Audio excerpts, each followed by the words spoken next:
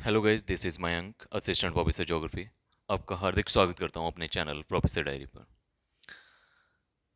इस वीडियो में हम BA second year semester fourth geography subject का जो प्रैक्टिकल पेपर है weather maps and geological maps and surveying, उसको हम इस वीडियो सीरीज़ से, ये हमारा पहला वीडियो है।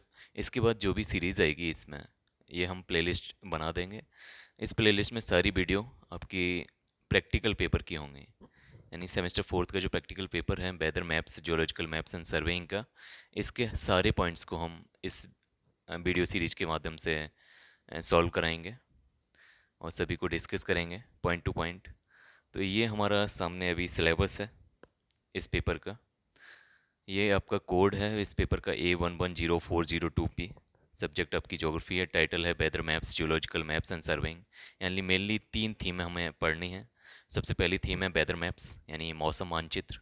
दूसरा है जियोलॉजिकल मैप्स जिसे भूवैज्ञानिक मानचित्र बोलते हैं। और सर्वेइंग, सर्वे में दो सर्वे आपको करने हैं। एक है आपका, पहला है आपका इंडियन क्लाइमेट क्लाइनोमीटर का सर्वे, भारतीय क्लाइनोमीटर। दूसरा है थियोडोलाइट सर्वे। तो ये चार चीज़ें हैं आपको इस पेपर में पढ़नी है। इस पेपर का क्रेडिट स्कोर 2 है, यानी 2 क्रेडिट का ये पेपर है। कोर कंपलसरी है। मिनिमम पासिंग मार्क्स आपके 40 रहेंगे, यानी टोटल पेपर आपका 100 का होगा। 100 में से 25 आपका मिड सेम, 75 का मेन पेपर होगा, जिसमें से आपको टोटल मिला के 40 नंबर्स लाने हैं। अगर इसके सिलेबस की बात करें तो इसमें 4 यूनिट है मेनली।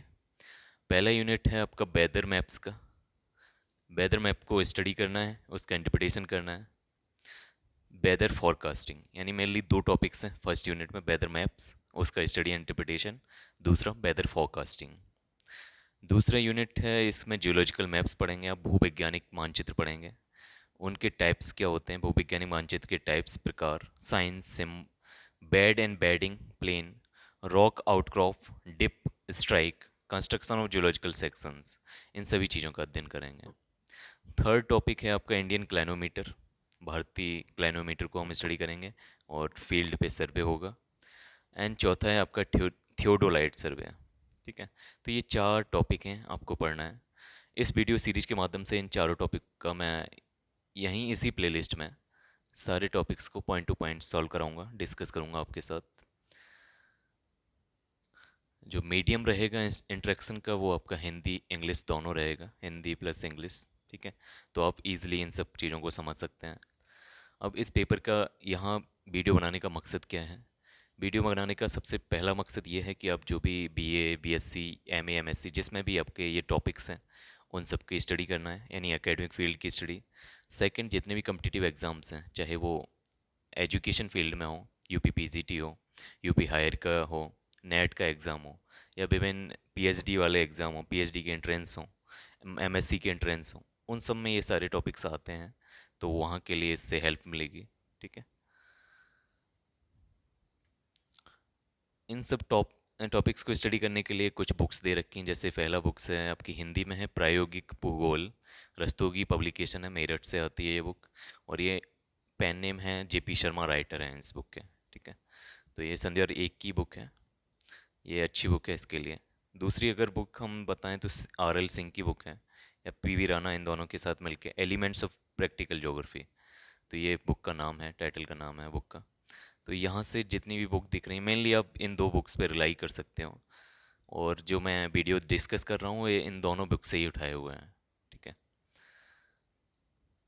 और भी बुक्स जो आपको देखनी है वो आप अपने सुविधा अनुसार देख लीजिए। चलिए बिना देरी के स्टार्ट करते हैं। पहला टॉपिक वेदर मैप। अगर आपको वीडियो पसंद आए तो प्लीज़ चैनल को लाइक करिए, सब्सक्राइब करिए, वीडियो को दूसरों तक, अपने जो भी सहयोगी हैं, जो भी स्टूडेंट्स कम्युनिटी है, उस सब तक पहुंचाइएगा। चलिए स्टार्ट करते हैं। पहला topic weather maps. Weather maps यानी मौसम मानचित्र जानने से पहले आपको सबसे पहले मैप्स के बारे में जानना होगा कि मानचित्र आखिर होता क्या है। तो ब्रीफ में हम इंट्रोडक्शन देंगे कि मैप्स क्या होता है, उसके टाइप्स क्या हैं, बाद में हम मौसम मानचित्र पे आते हैं। अगर हम मानचित्र की बात करें तो फिंच एंड ट्रिफार्ता के अकॉर्डिंग, फिंच एंड ट्रिफार्ता के अकॉर्डिंग मानचित्र धरातल के आलेखी निरूपण होते हैं। इंग्लिश में बात करें तो maps are graphic representation of the surface of the earth, यानी जो अभी आपका अर्थ का सरफेस है, 3 डायमेंशनल सरफेस है, उसका 2 डायमेंशनल रिप्रेजेंटेशन या आलेखी निरूपण, मानचित्र जो धरातल है उसका आलेखी निरूपण को क्या कहते हैं, मानचित्र कहा जाता है। ये डेफिनेशन दी है फिंच एंड ट्रिवार्था ने।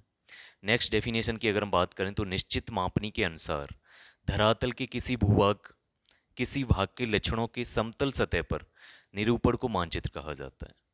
अब इसमें एक दो चीज़ ऐड हुई है, जैसे निश्चित मापनी ऐड हुई है, यानी एक फिक्स्ड स्केल होना चाहिए, दूसरा समतल सतह पर होना चाहिए। यानी निश्चित मापनी के अनुसार धरातल के किसी भाग के लक्षणों के समतल सतह पर निरूपण को क्या कहा जाता है, मानचित्र कहा जाता है। ये डेफिनेशन है आपकी एफ जे मॉन्कहाउस की। इंग्लिश में a map is representation on a plane surface of the features of part of the earth surface drawn to some specific scale. यानी दो चीज़ें ऐड हुई, एक स्पेसिफिक स्केल होना चाहिए, दूसरा एक प्लेन सरफेस पे मैप बनाना। मतलब मैप किस पे बनेगा, एक प्लेन सरफेस पे बनेगा। ठीक है, नेक्स्ट बात करते हैं कि ये मैप शब्द कहाँ से आया है। तो जो मैप शब्द आया है वो आपका मैपा शब्द से आया है। मैपा एक लैटिन शब्द है, लैटिन भाषा का एक शब्द है मैपा, जिससे मैप शब्द आया, और मैप का ही हिंदी रूपांतरण होता है मानचित्र। मैपा का अर्थ होता है, जो मैपा एक लैटिन शब्द है उसका अर्थ होता है रूमाल या कपड़े का मेजपोश, जो टेबल पे बिछाया जाता है उसको मैपा बोला जाता था, लैटिन वर्ड्स, ये एक लैटिन वर्ड्स हैं। अब इसी की, क्योंकि पहले जो मानचित्र बनाए जाते थे वो मेनली कपड़ों पे बनाए जाते थे, इसीलिए मैपा शब्द आगे बढ़ता चला गया, और मेडिवल टाइम्स में यानी मध्यकालीन समय में मैपा आगे चल के बन गया मैपा मुंडी। ठीक है, यानी कपड़े पर बने संसार के मानचित्र, मानचित्र को क्या कहा जाने लगा, मैपा मुंडी। यह शब्द जो मैपा मुंडी शब्द है, यह आपका 840 ईस्वी में सेंट रिक्वियर के मेकन नामक मठाधीश ने प्रयोग किया था। यानी सबसे पहले किसने यूज किया है, मेकन ने यूज किया था, और वहीं से मैपा मुंडी फेमस हो गया, और मैपा मुंडी से ही मैप शब्द निकला। मैप का अर्थ हिंदी में, इसका रूपांतरण हुआ मानचित्र। ठीक है, नेक्स्ट हम बात करते हैं कि मानचित्र की कुछ मूल संकल्पना है, यानी कुछ बेसिक कॉन्सेप्ट्स होते हैं मैप के, यानी ये नेसेसिटी है मैप की, यानी ये 4 या 5 चीज़ें हैं जो होनी चाहिए किसी मैप में। यानी इन बेसिस पे हम डिफ्रेंशिएट कर सकते हैं कि क्या मानचित्र है, क्या ड्राइंग है, एक ड्राइंग और मानचित्र में क्या विभेद होता है। इन सारी चीज़ों से हम डिफ्रेंशिएट कर सकते हैं। अब ये क्या क्या मूल संकल्पना है या कौन सी बेसिक कॉन्सेप्ट्स हैं, वो कुछ इस प्रकार, जैसे ये 5 बेसिक कॉन्सेप्ट्स हैं। सबसे पहले किसी भी मैप में एक स्केल होना चाहिए, एक फिक्स्ड स्केल होना चाहिए, जो एफ जे मॉन्कहाउस ने भी बोला है अपनी डेफिनेशन। सेकंड है आपका मैप प्रोजेक्शन होना चाहिए, यानी मैप एक लेटीट्यूड लॉन्गिट्यूड के ग्रिड पे बना होना चाहिए, एक मैप प्रोजेक्शन पे होना चाहिए मैप बनाने के लिए। थर्ड इसका है कि second 2 dimensional representation of the earth, यानी मैप क्या करता है, जो 3D का सरफेस है उसको हम 2D में लेके आ रहे हैं, एक प्लेन सरफेस पे लेके आ रहे हैं। तो मैप क्या कर रहा है, मैप का तीसरा एलिमेंट, मेन एलिमेंट क्या है, कि ये पृथ्वी का द्विबमीय निरूपण है। ये द्विबमीय निरूपण होता है जिसमें लेंथ एंड ब्रेथ होती है, इसमें हाइट एंड डेप्थ नहीं होती है। ठीक है, फोर्थ इसका एलिमेंट है या मूल संकल्पना है, चौथी मूल संकल्पना है कि रिप्रेजेंट, मैप क्या होता है कि representation on a plane surface, यानी ये केवल एक प्लेन सरफेस पर रिप्रेजेंटेशन होता है, समतल सतह पर ये निरूपण किया जाता है। इसकी लास्ट मूल संकल्पना है कि इट सिंबॉलिक रिप्रेजेंटेशन होना चाहिए, यानी मैप पे सिंबल्स होने चाहिए, कलर्स होने चाहिए, जिनसे हम आइडेंटिफाई कर सकें किसी एक विशेष एलिमेंट को। ठीक है, यानी सिंबॉलिक रिप्रेजेंटेशन होना चाहिए। ये 5 बेसिक कॉन्सेप्ट्स हैं या मूल संकल्पना है। पहला स्केल, दूसरा मैप प्रोजेक्शन, तीसरा 2 डायमेंशनल रिप्रेजेंटेशन, चौथा representation on a plane surface, पांचवा सिंबॉलिक रिप्रेजेंटेशन। तो ये 5 मूल एलिमेंट्स हैं, मूल तत्व हैं एक मैप के। अगर मैं किसी मैप का एग्जांपल दूं, तो यहाँ पर आप जो स्क्रीन पे देख रहे हैं, ये नॉर्थ अमेरिका का नेचुरल वेजिटेशन का मैप है, और दूसरी तरफ पॉपुलेशन डेंसिटी का मैप है। तो यहाँ पे आप देखिए कि ये मैप है जिसमें हमें क्या दे रखा है, यानी सबसे पहला एलिमेंट क्या होता है, मूल संकल्पना क्या होती है, उसका स्केल होना चाहिए, यानी मैप का एक स्केल होना चाहिए, जो यहाँ पे नीचे दे रखा है राइट कॉर्नर में। स्केल है आपका 1 से लेके 66, 1:6 करोड़ 60 लाख, ठीक है। तो ये आपका स्केल दे रखा है, यानी जो 1 सेंटीमीटर है on a map represents 6 crore 60 lakh centimetre on the ground. ये स्केल का मतलब हो गया। इसके जस्ट ऊपर आपका एजीमुथल ये लिखा हुआ है, azimuthal equal area projection sorry. तो यहाँ पे प्रोजेक्शन भी दे रखा है इस मैप का। तीसरा, इसका जो 2 डायमेंशनल रिप्रेजेंटेशन है, ये क्या है, ये इसमें केवल 2 डायमेंशन है, यानी यहाँ पे केवल आपको 2 डायमेंशन मिलेंगे, एक लेंथ है एक ब्रेथ है। इसमें ऊंचाई वगैरह 3 डायमेंशनल कॉन्सेप्ट नहीं है, तो 2 डायमेंशनल रिप्रेजेंटेशन हो गया। चौथा, ये प्लेन सरफेस पे है, ठीक है। और इसका पांचवी संकल्पना होता है कि इसमें कुछ सिंबॉलिक रिप्रेजेंटेशन होना चाहिए, यानी यहाँ पर आप देख पा रहे हैं यहाँ पे ग्रीन कलर्स से रिप्रेजेंटेशन दी गई है। ये कलर कुछ और शो कर रहा है नेचुरल वेजिटेशन में, यहाँ का वेजिटेशन कुछ अलग प्रकार का है, तो यहाँ अलग प्रकार का कलर दे रखा है। यहाँ का वेजिटेशन कुछ डिफरेंट टाइप का है, तो यहाँ पे अलग कलर दे रखा है। अब इन कलर्स का सारा सिंबल्स के तौर पे एक इंडेक्स बना रखा है कि कौन सा कलर क्या रिप्रेजेंट कर रहा है। तो ये क्या हो गया, एक मैप हो गया, ना कि ड्राइंग, ना कि स्केच, ठीक है।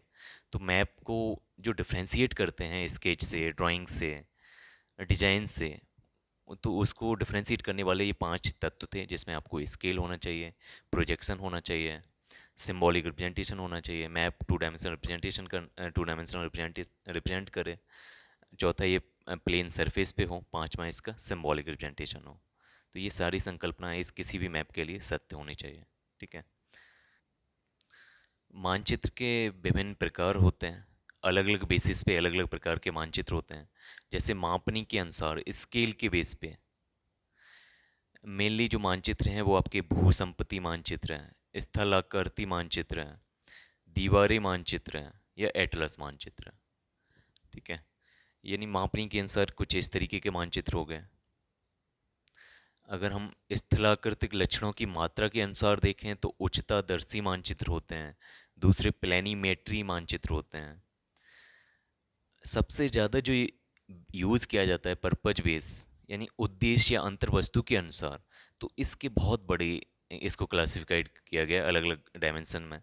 जैसे उद्देश्य के बेस पे अगर मानचित्र को डिवाइड किया जाए तो सबसे पहला होता है भौतिक मानचित्र, ठीक है, यानी फिजिकल डिवीजन। जनसंख्या व बस्ती मानचित्र, समाज सांस्कृतिक मानचित्र, राजनीतिक मानचित्र, ऐतिहासिक मानचित्र, इसी प्रकार से सैनिक मानचित्र, आर्थिक मानचित्र। भौतिक मानचित्र को फिर से क्लासिफाई किया जा रहा है खगोलीय मानचित्र में, समदिक्पाती मानचित्र में, भूकंपी मानचित्र में, भूवैज्ञानिक मानचित्र में, उच्चावच मानचित्र, जलवायु मानचित्र, मृदा वनस्पति अफवाह महानगरीय मानचित्र। तो यहाँ पे आप देख रहे हैं जो हमें टॉपिक में पढ़ना है, जलवायु मानचित्र, वो कहाँ पे दे रखा है, वो किसका पार्ट है, वो भौतिक मानचित्र का पार्ट है। ये जो जलवायु मानचित्र या वेदर मैप्स जो हम पढ़ेंगे या क्लाइमेटिक मैप्स पढ़ेंगे, ये किसका पार्ट है, फिजिकल मैप्स का पार्ट है। और फिजिकल मैप्स किसके अंतर्गत आते हैं, ये उद्देश्य के हिसाब से जब मानचित्र को डिवाइड किया जाता है तो उसके हिसाब से भौतिक मानचित्र एक पार्ट है, और भौतिक मानचित्र का पार्ट क्या है आपका, क्लाइमेटिक या वेदर मैप्स। इसी प्रकार से जो हमारा सेकेंड टॉपिक रहेगा, सेकेंड यूनिट रहेगी, भूवैज्ञानिक मानचित्र भी भौतिक मानचित्र का ही पार्ट है, ठीक है। हम नेक्स्ट अगर डिवीज़न देखें, इसी इसमें से जो रचना शैली के अनुसार जो मानचित्र होते हैं वो 2 तरीके के होते हैं, गुणात्मक मानचित्र या मात्रात्मक मानचित्र।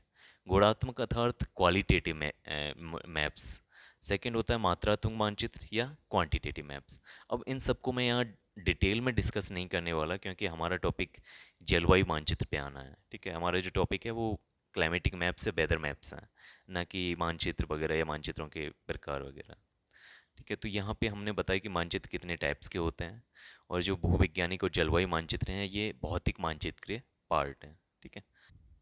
नेक्स्ट बात करते हैं कि जलवायु एवं मौसम मानचित्र क्या होता है। हमने सबसे पहले मैप देखा, मानचित्र क्या होता है, उसके प्रकार देखे, उसमें से हम देख रहे हैं जलवायु एवं मौसम मानचित्र, यानी क्लाइमेटिक एंड वेदर मैप्स। तो इसकी जो सिंपल डेफिनेशन वो इस प्रकार से है, किसी अपेक्षाकृत बड़े भूभाग में दीर्घकालीन यानी लॉन्ग टर्म में औसत मौसम की दशाओं, यानी यहाँ पे हम किस तरीके की दशाएं ले रहे हैं, एवरेज वेदर कंडीशन ले रहे हैं, यानी औसत मौसम की दशाओं को प्रकट करने वाले मानचित्र को जलवायु मानचित्र कहा जाता है। यानी किसी भी एक बड़े एरिया में, एक बहुत बड़ा एरिया है जैसे इंडियन सब कॉन्टिनेंट, और उस पे एक बहुत ही लॉन्ग टर्म में दीर्घकालीन टाइम्स, और मेनली ये टाइम होता है 30 से 35 साल का। इस पर जो हम एवरेज वेदर कंडीशन का जो मैप बनाएंगे 30-35 साल का, और एक बहुत बड़े एरिया में, उसको हम कहेंगे क्लाइमेटिक मैप्स या जलवायु मानचित्र। ठीक है। जैसे इसके एग्जांपल्स हैं औसत तापमान मानचित्र, यानी एक बहुत बड़े रीजन का एक टेम्परेचर को मेज़र करेंगे। जो भी मौसम की दशाएं हैं, मौसम की दशाओं में से एक टेम्परेचर होता है, तापमान होता है। तो तापमान का जो एवरेज टेम्परेचर कंडीशन निकालेंगे एक बहुत बड़े एरिया में एक लंबे समय के बाद, उसको हम औसत तापमान मानचित्र कहेंगे। और ये किसका पार्ट रहेगा? जलवायु मानचित्र का। इसी प्रकार से इसका एग्जाम्पल और भी हैं, जैसे औसत वर्षा मानचित्र, औसत वायुदाब मानचित्र आदि। ठीक है। इसी प्रकार से अगर हम बात करें कि वेदर मैप्स क्या होते हैं, यानी हमने अभी क्या देखा, क्लाइमेटिक मैप्स, जलवायु मानचित्र, जिसमें एक बहुत बड़े एरिया में और बहुत लंबे समय तक का जो औसत वायुमंडलीय दशाएं हैं उनका जो मानचित्र बनाया जाता है उसको हम क्लाइमेटिक मैप्स कहते हैं। सेम उसी वे में, लेकिन जस्ट उल्टा, ये बहुत ही एक छोटे एरिया में होगा, और दूसरा ये इसका जो टाइम होगा बहुत ही कम होगा। यानी ये अल्पकालीन समय के लिए मानचित्र बनाया जाता है। यानी हो सकता है ये 1-2 घंटे का हो, 1-2 दिन का हो, या 1-2 वीक का हो। ठीक है। यानी बहुत ही कम समय के लिए बहुत ही छोटे एरिया का जो वायुमंडलीय दशाओं का मानचित्र बनाया जाता है उसे हम क्या बोलते हैं? मौसम मानचित्र। ठीक है। जिसका उदाहरण है आपका, जैसे अलग अलग रीजनल सेंटर्स के जो मौसम विभाग होते हैं, जो मेट्रोलॉजिकल जो रीजनल सेंटर्स होते हैं, वो डे टू डे या आवर टू आवर या वीक टू वीक जो मौसम मानचित्र तैयार करते हैं, यानी जो मानचित्र तैयार करते हैं आपकी वायुमंडलीय दशाओं का, चाहे वो टेम्परेचर का तैयार करें या प्रेसिपिटेशन का तैयार करें या ह्यूमिडिटी का तैयार करें, उन सभी मानचित्रों को क्या कहा जाता है? मौसम मानचित्र। ठीक है। तो मैं अभी एक अपेक्षा कर सकता हूँ कि आप ये weather maps and climatic maps अच्छे से समझ चुके होंगे। नेक्स्ट मूव करते हैं कि एक्चुअली क्लाइमेट और वेदर में डिफरेंस क्या होता है, क्या होता है क्लाइमेट, क्या होता है वेदर। अगर मैं मौसम और जलवायु, मौसम को इंग्लिश में वेदर बोलते हैं, जबकि क्लाइमेट को आप, जलवायु को आप क्लाइमेट बोलते हैं, इन दोनों में बिग बेसिक डिफरेंस की बात करूं तो पहला है कि मौसम एक छोटे क्षेत्र की वायुमंडलीय दशाओं का प्रतिनिधित्व करता है, जबकि जलवायु एक बड़े क्षेत्र की या बड़े भूभाग की वायुमंडलीय दशाओं का प्रतिनिधित्व करता है। यानी मौसम और जलवायु दोनों ही क्या करेंगे, एक जो वायुमंडलीय दशाएं हैं, चाहे वो टेम्परेचर हो, प्रेसिपिटेशन हो, आर्द्रता हो, इन सभी का रिप्रेजेंटेशन करेंगे। लेकिन मौसम क्या होगा, एक छोटे क्षेत्र का होगा, जबकि जलवायु एक बहुत बड़े विशाल क्षेत्र का होगा। ठीक है। यानी यहाँ पर एरिया वाइज डिफरेंस आ गया। सेकंड है मौसम अल्पकालीन वायुमंडलीय दशा है, यानी टाइम के हिसाब से अगर यहाँ पे हमने रीजन के हिसाब से देखा, यहाँ पे छोटा रीजन होगा, यहाँ पे बहुत बड़ा एरिया लिया जाएगा। लेकिन मौसम में अल्पकालीन समय के लिए होता है, यहाँ पे छोटा समय होगा, हो सकता है कुछ घंटे का मौसम, यानी कुछ घंटे का मौसम अलग हो सकता है। आवर टू आवर मौसम चेंज होता है, प्लेस टू प्लेस मौसम चेंज होता है, डे टू डे मौसम चेंज होगा, वीक टू वीक मौसम चेंज होगा। लेकिन जो जलवायु होगी ये एक बहुत ही दीर्घकालीन वायुमंडलीय दशा है, यानी मेनली ये 30 से 35 साल का एवरेज वेदर कंडीशंस होती हैं। एक औसत मौसमी जो वायुमंडलीय दशाएं होती हैं उनको हम जलवायु कहते हैं। तीसरा है मौसम दिन में कई बार बदल सकता है, ये वेरिएबल है, जबकि जलवायु लंबे समय तक नहीं बदलती है, क्योंकि ये बहुत ही दीर्घकालीन समय के लिए एवरेज कंडीशन निकाली जाती हैं। चौथा पॉइंट है कि एक ऋतु के मौसमों में किसी एक तत्व की प्रधानता रहती है। जैसे मौसम क्या होगा कि ऋतुओं के अनुसार बदलेगा। एक ऋतु में कोई स्पेसिफिक टेम्परेचर होगा, यानी एक 3-4 महीने या 2-3 महीने की जो ऋतु होती है उसका एक पर्टिकुलर टेम्परेचर होगा, पर्टिकुलर प्रेसिपिटेशन होगी, पर्टिकुलर ह्यूमिडिटी होगी उस टाइम पीरियड में। लेकिन एक प्रकार की जलवायु में एक या अनेक ऋतुएं होती हैं, यानी मौसम में हो सकता है कि एक प्रकार की किसी एक पर्टिकुलर जो टेम्परेचर है, प्रेसिपिटेशन है, यानी जो भी वायुमंडलीय दशा है वो एक समान हो सकती हैं। लेकिन जलवायु में ऐसा नहीं होता, एक ही ऋतु में अलग अलग टाइप की जलवायु, यानी सॉरी, एक ही प्रकार की जलवायु में अलग अलग प्रकार की ऋतुएं हो सकती हैं। ठीक है। या जलवायु में एक से अधिक तत्वों की जो प्रभाव है वो रहेगा। ठीक है, यानी एक ऋतु के मौसमों में किसी एक तत्व की प्रधानता रहती है, जबकि एक प्रकार की जलवायु एक या अनेक ऋतुएं होती हैं और जलवायु में एक से अधिक तत्वों का प्रभाव रहता है। यानी जलवायु केवल एक तत्व से डिसाइड नहीं हो सकती। क्लाइमेट केवल टेम्परेचर या प्रेसिपिटेशन, ह्यूमिडिटी किसी एक फैक्टर से डिसाइड नहीं हो सकता। उसमें सारी जो भी फैक्टर्स हैं, जितने भी तत्व हैं आपके जलवायु या मौसम के, उन सभी का एक एवरेज वेदर कंडीशन होती है, एवरेज कंडीशन होती है बहुत ही लंबे समय तक। ठीक है, नेक्स्ट हम बात करते हैं कि हम जो दशाएं बोल रहे हैं, बार बार ये बोल रहे हैं कि मौसम की वायुमंडलीय दशाएं या जलवायु की जो वायुमंडलीय दशाएं होती हैं, इन सब दशाएं क्या हैं, कौन सी कंडीशंस हैं, एक्चुअली मौसम और जलवायु के तत्व क्या हैं। तो इनको हम मौसम और जलवायु के जो एलिमेंट्स हैं क्लाइमेट और वेदर के, उनको हम मेनली तीन तरीके से डिवाइड करेंगे। पहले होंगे आदिम तत्व, ठीक है, दूसरे होंगे संयुक्त तत्व, तीसरे होंगे व्युत्पन्न तत्व। आदिम तत्व को हम प्रिमिटिव एलिमेंट्स बोलेंगे, संयुक्त तत्व को आप कंबाइंड एलिमेंट्स बोलेंगे, जबकि व्युत्पन्न तत्व को आप डिराइव्ड एलिमेंट्स बोलेंगे। अब एक्चुअली ये हैं क्या? तो जो भी आदिम तत्व हैं आपके, जो प्रिमिटिव एलिमेंट्स हैं, वो होते हैं टेम्परेचर। इसके एग्जांपल हैं जैसे टेम्परेचर, प्रेसिपिटेशन, एटमॉस्फेरिक प्रेशर जिसको वायुमंडलीय दाब बोलते हैं, wind direction, velocity, humidity, cloud cover, snow cover. इसके हिंदी में हमने सारे लिख रखे हैं, जैसे विंड डायरेक्शन को पवन वेग एवं दिशा, ह्यूमिडिटी को आर्द्रता, क्लाउड कवर को मेघावरण, स्नो कवर को हिमावरण, एवेपोरेशन जिसको बाष्पीकरण कहा जाता है। इन सारे फैक्टर्स को हम क्या बोल रहे हैं, यानी जो आदिम तत्व हैं वो आपके टेम्परेचर हुआ, प्रेसिपिटेशन हुआ, एटमॉस्फेरिक प्रेशर हुआ, ह्यूमिडिटी हुई, cloud cover, snow cover etcetera, ये सारे क्या हैं, आदिम तत्व हैं, प्रिमिटिव एलिमेंट्स हैं। किस चीज़ के? ये मौसम और क्लाइमेट के। अब ये आदिम तत्व क्या होते हैं? आदिम तत्व होते हैं कि मौसम और जलवायु के वो तत्व जिन्हें यंत्रों के द्वारा डायरेक्टली मेजर किया जा सकता है। जैसे आप टेम्परेचर को मेजर कर लोगे थर्मामीटर से, प्रेसिपिटेशन को भी मेजर करने का यंत्र होता है जिसे आप रेन गॉज बोलते हैं, एटमॉस्फेरिक प्रेशर को भी मेजर किया जा सकता है डायरेक्टली इंस्ट्रूमेंट से, विंड डायरेक्शन के लिए विंड वेलोसिटी को भी मेजर किया जा सकता है। यानी जिन चीज़ों को आप डायरेक्टली मेजर कर लोगे अपने यंत्रों से, और उसके हिसाब से जो मानचित्र बनाए जाएंगे, यानी उसके हिसाब से जब आप मौसम को डिसाइड करोगे, तो वो क्या होते हैं, प्रिमिटिव एलिमेंट्स, डायरेक्टली जिससे हम यंत्रों के द्वारा मेजर कर सकें।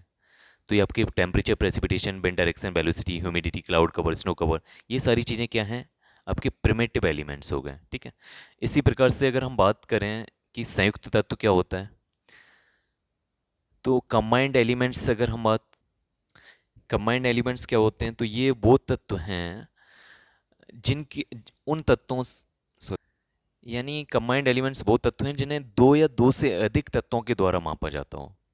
जैसे प्रिमिटिव एलिमेंट्स वाले जो तत्व थे, तापमान, बरसठ, दाब, ये सारे जो तत्व थे, इन्हें डायरेक्टली हम मेजर कर सकते हैं। लेकिन जो संयुक्त तत्व हैं, इन्हें हम दो चीज़ों से मेजर किया जा सकता है। जैसे इसका एग्जांपल है आपका इक्विवेलेंट टेम्परेचर, जैसे तुल्य माप, हिंदी में से तुल्य माप बोलते हैं। अब तुल्य माप के लिए कोई एक पर्टिकुलर यंत्र नहीं है, इसको मेज़र करना है तो हमें सबसे पहले टेम्परेचर को मेज़र करना पड़ेगा, यानी उस प्लेस का टेम्परेचर कितना है, एंड दूसरा हमें मेज़र करना पड़ेगा जलवाष्प दाब। यानी दो या दो से अधिक चीज़ों को जब मेज़र करके किसी एक पर्टिकुलर एलिमेंट से तत्व के बारे में बताया जाता है, तो वो तत्व क्या कहलाता है, आपका संयुक्त तत्व, कंबाइंड एलिमेंट्स। ठीक है, जिसका दूसरा एग्जांपल है आपका इसका ड्राइंग पावर, यानी शुष्कन शक्ति, किसके द्वारा सुखाया जा सकता है, यानी विंड में शुष्कन शक्ति या ड्राइंग पावर कितनी है। तो इस चीज़ को मेजर करने के लिए दो या दो से अधिक चीज़ों की आवश्यकता रहेगी। जैसे ड्राइंग पावर है, उसको मेज़र करने के लिए आपको संतृप्ति दाब की आवश्यकता है, यानी सबसे पहले प्रेशर को मेज़र करो। दूसरा आपको मेज़र करना पड़ेगा जलवाष्प की दाब, यानी वाटर वाटर वेपर का जो प्रेशर है उसको मेजर करो। तीसरा आपको पवन का वेग मेजर करना पड़ेगा, विंड वेलोसिटी मेजर करनी पड़ेगी। अब ये तीन चीज़ें जब मेजर करोगे, उसके बाद आप उस सबसे हम क्या मेजर कर पाएंगे, ड्राइंग पावर, यानी शुष्कन शक्ति कितनी है हवा में। तो ये जो एग्जाम्पल्स हैं, ये किस में आते हैं, संयुक्त तत्वों में। इसी प्रकार से तीसरे प्रकार के तत्व हैं आपके व्युत्पन्न तत्व या ड्राइव्ड एलिमेंट्स। अब यहाँ पर आपको वो तत्व मिलेंगे जो आदिम और संयुक्त तत्वों की परिवर्तनशीलता को दिखाएं, उनकी बारंबारता को दिखाएं, प्रोबेबिलिटी को दिखाएं, या इंटीग्रिटी, सॉरी इंटेंसिटी आदि को दिखाएं। इन सब चीज़ों को जो शामिल करते हैं, यानी जो पहले वाले जो आदिम तत्व थे या संयुक्त तत्व थे, इन्हीं को, इन्हीं की जो वेरिएबिलिटी है, फ्रीक्वेंसी है, प्रोबेबिलिटी है या इंटेंसिटी है, उग्रता है, इन सब चीज़ों को जो दिखाते हैं वो क्या कहलाते हैं, ड्राइव्ड एलिमेंट्स या व्युत्पन्न तत्व। ठीक है, तो मैं समझता हूँ कि आप समझ चुके होंगे तीनों तत्व जो आप मौसम और जलवायु के तीन तत्व होते हैं। पहला आदिम तत्व, सेकंड संयुक्त तत्व और तीसरा व्युत्पन्न तत्व। एक और फिर से रिपीट करता हूँ, आदिम तत्व वो तत्व होते हैं जो आप डायरेक्टली इंस्ट्रूमेंट से मेजर कर सकते हो, जैसे temperature, precipitation, wind direction, velocity, humidity etcetera. इसी प्रकार से संयुक्त तत्व वो तत्व होते हैं जिन्हें आप दो या दो से अधिक जो प्रिमिटिव एलिमेंट्स थे उनसे मेजर कर सको, जैसे इक्विवेलेंट टेम्परेचर, जिसे तुल्य माप बोलते हैं हिंदी में।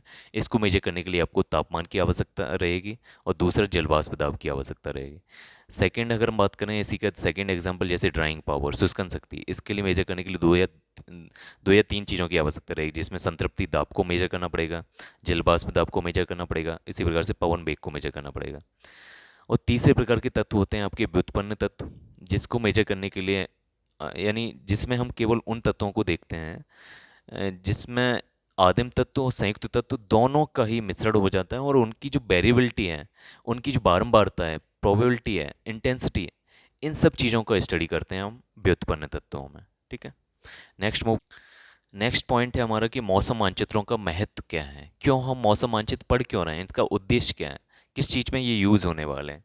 तो सबसे पहला पॉइंट रहेगा इसका वेदर फॉरकास्टिंग, यानी मौसम मानचित्रों से हम जो आगामी दिनों के मौसम का पूर्वानुमान लगा लगा सकते हैं। यानी आगे आने वाले जो मौसम हैं आपके एक दो दिन बाद या एक सप्ते बाद किस टाइप का मौसम होने वाला है, कहाँ पर चक्रवात आने वाला है, कहाँ पर किस तरीके का मौसम रहेगा, कहाँ पे बारिश होने वाली है, कितनी बारिश होने वाली है, किस तरीके के क्लाउड कंडीशन रहेगी, किस तरीके की ह्यूमिडिटी आर्द्रता रहेगी, कितना टेम्परेचर रहेगा आगामी दिनों में। इन सब चीज़ों का एक वेदर फोरकास्टिंग हो जाती है, यानी इन सब चीज़ों का एक पूर्वानुमान लग जाता है। किस वजह से, इन्हीं मौसम मानचित्रों की वजह से। यानी पहला यूज किस में हो गया, वेदर फोरकास्टिंग करने में। ठीक है, दूसरा यूज, अब जब वेदर फोरकास्टिंग कर ली तो उससे हम क्या कर सकते हैं, उससे डिजास्टर मैनेज कर सकते हैं। यानी आने वाला कोई भी आपदा है, चाहे सुनामी आने वाला, चाहे आपका तूफान आने वाला हो, चक्रवात आने वाला हो, आंधी आने वाली हो, हैवी रेनफॉल होने वाला हो, क्लाउड बस्ट होने वाला हो, इन सब चीज़ों का अगर हमें पहले से ही डाटा रहेगा, एक पूर्वानुमान रहेगा, तो हम इससे ईजिली डिजास्टर को मैनेज कर सकते हैं, उस एरिया को एवैक्यूएट कर सकते हैं ताकि कम से कम नुकसान हो। ठीक है, यानी सेकंड इसका यूज किस में हो गया, मौसम मानचित्रों का डिजास्टर मैनेजमेंट में या आपदा प्रबंधन में। ठीक है, इसी तरीके से कुछ और यूज़ हैं इसके, जैसे नेविगेशन में यूज हो सकता है। नेविगेशन मेनली आपका जो भी नौ संचालन होता है, यानी समुद्र के रास्ते जितने भी जहाज़ वगैरह आना जाना होता है, तो वो भी वेदर मैप्स का यूज करते हैं।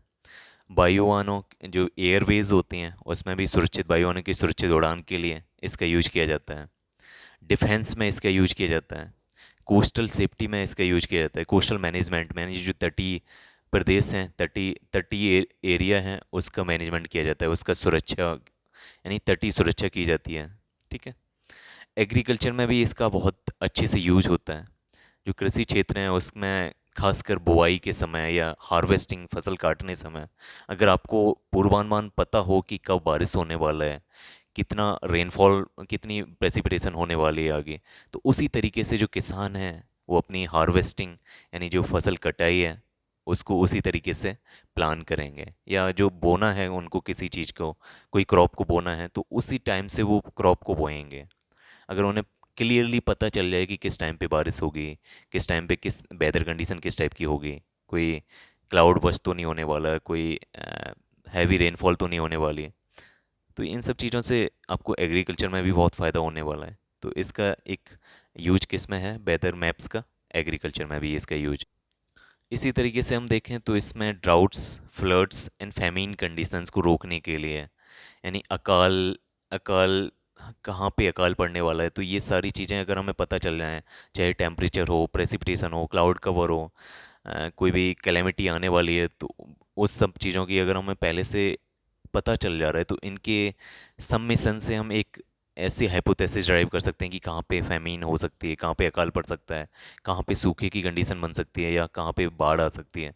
तो उसके लिए हम पहले से प्रिपेयर हो जाएंगे। ठीक है। या फिर इसका जो अगला यूज़ है उसमें सैटेलाइट एंड स्पेस मिशंस में भी इसका यूज होता है। कोई भी स्पेस मिशन लॉन्च करना, जैसे चंद्रयान 2 लॉन्च हुआ, या कोई भी ल्यूनर मिशन लॉन्च होगा, तो इन सब चीज़ों के लिए, या गगनयान लॉन्च होगा, तो इन सब चीज़ों के लिए भी हमें पहले वेदर मैप्स का पता होना चाहिए लॉन्चिंग से पहले। यानी वेदर कंडीशन किस टाइप की हैं, कब हमें सुटेबल वेदर कंडीशन मिलेंगी ताकि हम लॉन्च कर सकें। यानी उपग्रह एवं अंतरिक्ष मिशन लॉन्च में भी इसका यूज है। फिशिंग, मत्स्य पालन में भी इसका यूज है।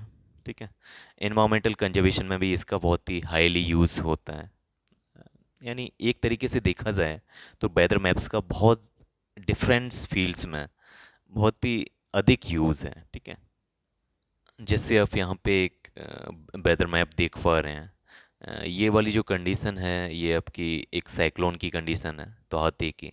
तो यहाँ से आप ये वाले जो एरिया है जहाँ पे ये टकराने वाला है, वहाँ पे आप रेड अलर्ट जारी कर सकते हैं कि यहाँ आप मत्स्य जो मछली पालन वाले हैं लोग हैं उनको हटा सकते हैं, आसपास के एरिया को खाली कर सकते हैं।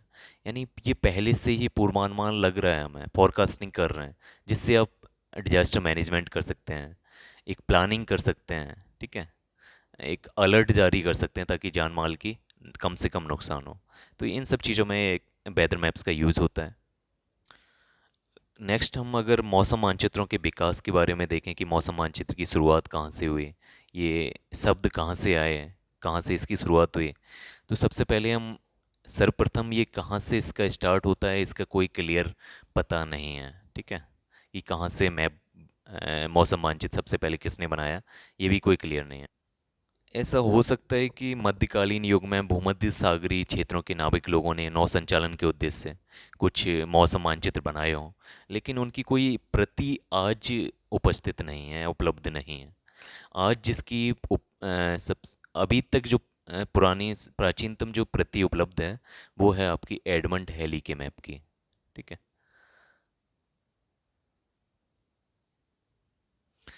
एडमंड हेली ने एक 1688 में एक मैप बनाया था, उसको यही संसार का प्राचीनतम ज्ञात मौसम मानचित्र का मैप बोला जाता है। इस मैप में आप इस मैप जो मैप बनाया था एडमंड हेली ने 1688 में, इसमें उन्होंने 30 डिग्री नॉर्थ से 30 डिग्री साउथ के मध्य स्थित महासागरीय क्षेत्रों में जो व्यापारिक पवनें हैं या मानसून पवनें हैं उनको प्रदर्शित किया था। ठीक है। तो ये संसार का पहला सबसे प्राचीनतम ज्ञात मौसम मानचित्र है। इसके बाद फिर धीरे धीरे मौसम मानचित्रों का विकास स्टार्ट हो गया। 1849 में अमेरिका के प्रोफेसर हेनरी तथा इंग्लैंड में जेम्स ग्लेसर ने मौसम मानचित्र बनाया। उसके बाद फिर 1851 में प्रथम ब्रिटिश मौसम मानचित्र विकसित हुआ। यानी सबसे पहले जो ब्रिटिश का मौसम मानचित्र बना वो 1851 में बना।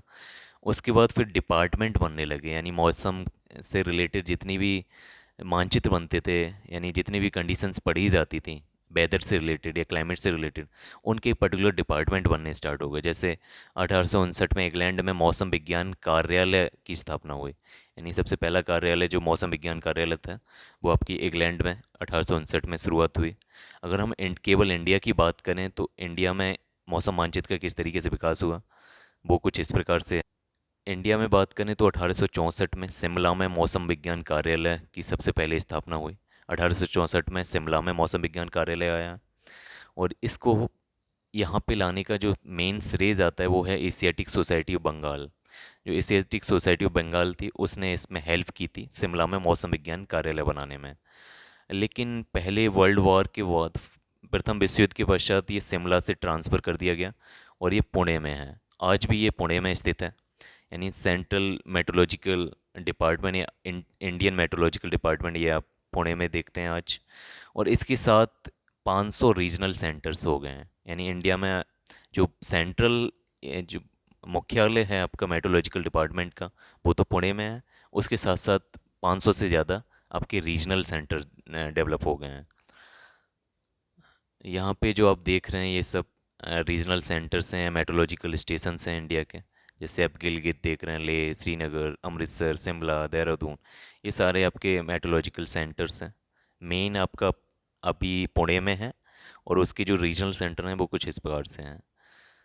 यहाँ पे अगर हम यूपी की बात करें तो यहाँ पे आप बरेली देखेंगे, मैनपुरी, लखनऊ, इलाहाबाद, यहाँ पे रीजनल सेंटर डेवलप हुए हैं। ठीक है, तो इस वीडियो में हम अभी इतना ही करते हैं। शुरुआत हमने मानचित्र से की थी, मानचित्र क्या होता है, उसके टाइप्स देखें, उनकी डेफिनेशन देखी थी। उसके बाद हम मौसम मानचित्र पे आए, फिर मौसम मानचित्र और जलवायु में अंतर क्या होता है वो हमने बताया। नेक्स्ट हमने देखा मौसम मानचित्र का महत्व क्या है, किस किस में मौसम मानचित्र का प्रयोग किया जाता है। और उसके बाद हमने मौसम मानचित्र का जो विकास है, चाहे वो विश्व में या इंडिया में, ये सारी चीज़ें देखी। ठीक है, नेक्स्ट वीडियो में हम इसी को आगे फर्दर बढ़ाएंगे, और जो भी टॉपिक्स आपके आने वाले हैं, अगले वीडियो में हम वेदर मैप्स का इंटरप्रिटेशन देखेंगे। ठीक है, और वेदर फोरकास्टिंग करेंगे। तो आप जो भी इस वीडियो को अभी तक बने हुए हैं इस वीडियो में, प्लीज़ चैनल को सब्सक्राइब करिए, वीडियो को लाइक करिए और अधिक से अधिक संख्या में शेयर करिए। जय हिंद।